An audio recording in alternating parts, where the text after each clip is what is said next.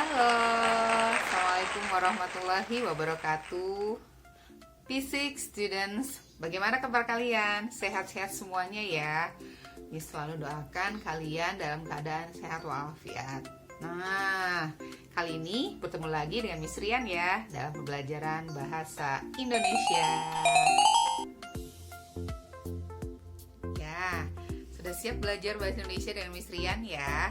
Seperti biasa, buku bahasa Indonesianya, alat tulis juga yang lain, boleh buku tulis atau pensilnya ya yang akan kita pakai untuk pembelajaran kali ini. Siapkan mata kalian, telinga kalian untuk menyimak pembelajaran yang akan Miss jelaskan. Nah, kita kali ini akan mempelajari materi tentang kesimpulan.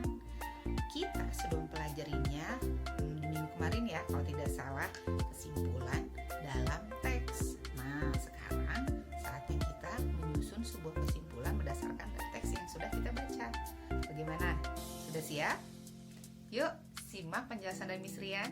Oke, students, bagaimana nih di week 8 term 2 tahun ajaran 2021 sudah siap untuk mempelajari hal yang lainnya ya?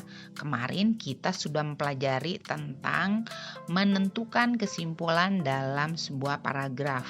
Jadi paragraf tersebut kita baca dulu beberapa kali, kemudian kita tentukan nih kesimpulan ada di bagian paragraf yang mana.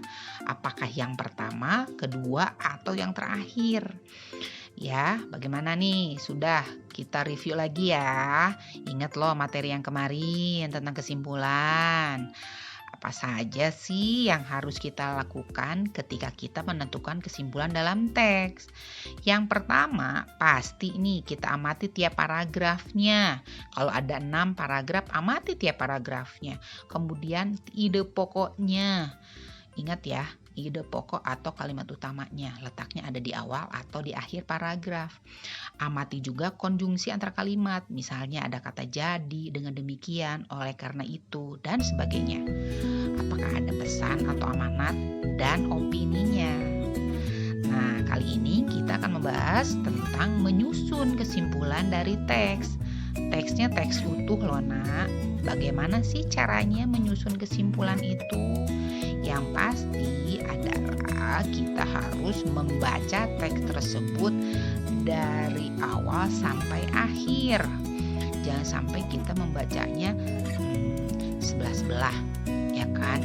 Baca berulang-ulang. Yang harus dilakukan, baca tentunya. Berapa kali?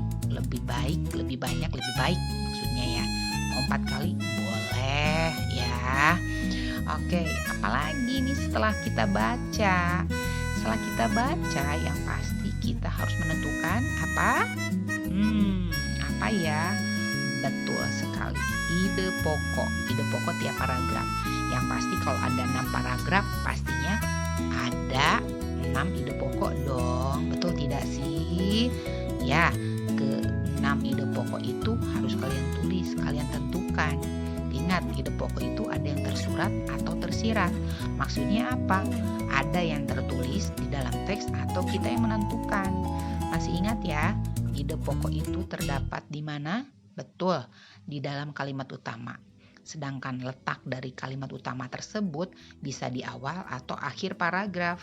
Ingat loh, kalimat utama itu kalimat yang mengandung inti dari hal yang dibahas dalam paragraf tersebut. Oke, sampai sini sudah paham? Kita lanjut ya. Nah, ide pokok yang Miss jelaskan barusan adalah ide pokok yang tersurat atau tersirat. Jadi kesimpulan yang kita susun berdasarkan ide pokok yang kita tentukan. Ingat loh, ide pokok itu ada yang tertulis di dalam teks, ada juga yang tidak tertulis. Jadi kita tentukan dengan bahasa kita sendiri. Jika kita sudah menentukan ide pokok, maka kita bisa menyusunnya menjadi sebuah kesimpulan. Ingat, ide pokoknya ada 6, susun saja ke-6 ide pokok tersebut dengan kalimat sendiri boleh. Tambahannya dengan kosakata yang baik ya, yang baku loh, sesuai dengan ejaan bahasa Indonesia yang baik dan benar. Nah, jadilah sebuah kesimpulan. Tapi ingat, Ingat.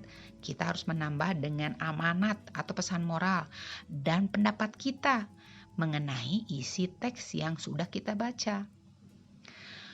Oke, bagaimana? Sudah paham sampai sini? Bagaimana? Lanjutkan? Kita lanjut lagi ya. Simak baik-baik loh. Nah, untuk menyusun kesimpulan, hati-hati, ada ciri-cirinya. Pertama, kesimpulan itu harus mengandung informasi yang penting. Yang penting-penting, makanya disimpulkan. Yang kedua, seperti Miss tadi bilang, harus menggunakan kosakata yang baku ya. Dan harus ada pesannya. Miss, bagaimana kalau dengan pendapat? Boleh disisipkan? Boleh. Ingat pendapatnya yang masuk akal. Oke? Students, penjelasan dari Miss Rian cukup sekian. Jika kalian punya pertanyaan tentang materi ini, kalian boleh langsung hubungi Miss Rian ya. Miss tunggu loh. Bye.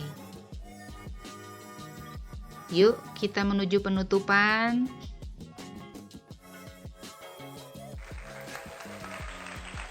Ya, bagaimana fisik? Sudah cukup paham dengan penjelasan yang Miss Rian paparkan barusan? Mudah-mudahan cukup paham ya nak ya.